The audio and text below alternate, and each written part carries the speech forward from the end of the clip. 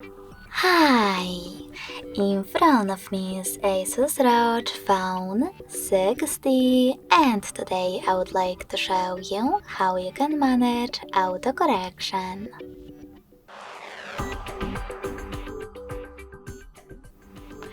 Firstly, open Settings and scroll all the way down right away.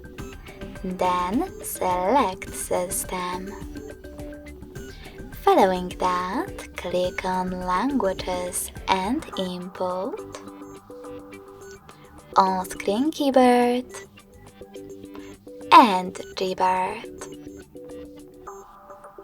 Then select Text Correction, scroll down just a bit and click on this switcher next to Autocorrection to turn it off or on.